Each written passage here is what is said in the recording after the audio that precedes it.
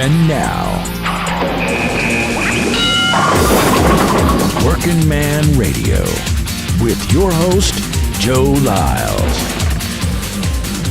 So the other day, I was talking about a problem, and this is actually, there's a problem. This is a progressive problem.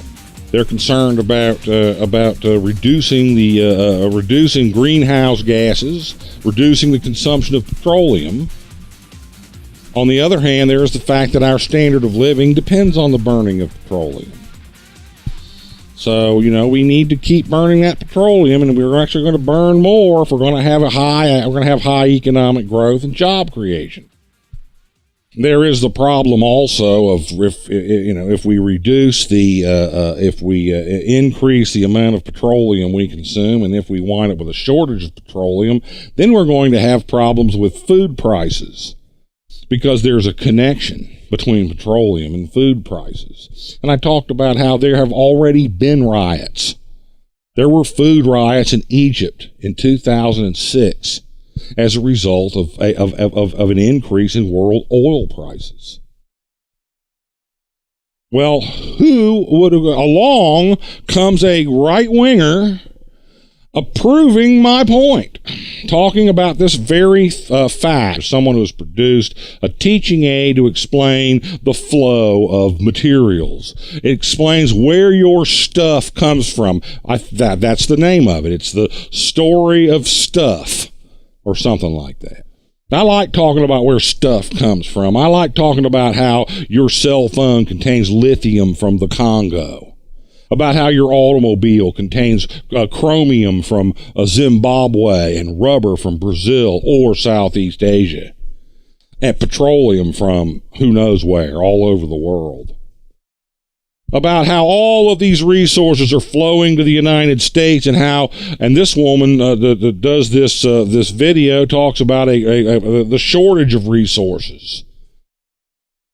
Right?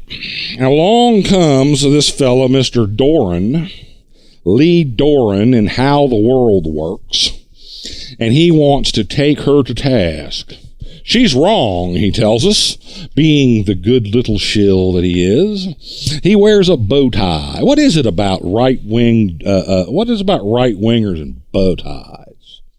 He's a little bow tie wearing little guy explaining to you the ideology that, explaining to you how the world works, which is to say why it is that the world is perfectly functioning just the way it is, and the rich have all of the resources or control the resources because they're supposed to. And there's no environmental problem, and there is no resource shortage problem, and there is no population problem. There is no problem anywhere. There is no reason to change anything or do anything any differently, because if we were to change and do anything any differently, the rich might lose a little bit of their position, and we can't have that. And that's what it's all about. He's defending the position of the privileged against any change at all. He talks about this problem of resource depletion, that aspect of it, and this is what he says. Okay, the use of the word finite is extremely misleading. When people think of the word finite, they think of a petri dish where bacteria have a limited amount of space to grow. She's saying that we have a limited amount of space for our waste and a limited amount of space for human beings. This is also demonstrated with the exponential growth function, which argues that humans are increasing at an exponential rate and our waste and production are increasing at an exponential rate, and we are going to run out of resources. The problem is that argument does not factor in efficiency and prices. Right? This is what he's trying to tell you is that the free market will take care of all of it. The free market will handle resource depletion. This is one of the facts that the fella misses is that we already have resource depletion. It's not theoretical in the future. It exists right now. Do you remember the other day? I pointed out a real simple fact. The United States, with 4% of the population, controls 25 or consumes 25% of the annual consumption of petroleum. We consume at 4% of the population, we burn 25% of the oil. If the whole world wants to have a living standard like ours, we're going to have to burn 6 times as much petroleum as we're burning right now globally. 6 times more petroleum than we're burning right now. We don't have that much. We are not producing that much. We are not capable. We are at near peak production right now. And that's not even talking about the global warming and air pollution problem. That's talking about the resources do not exist to create an American-style standard of living everywhere on Earth. That is a matter of physics.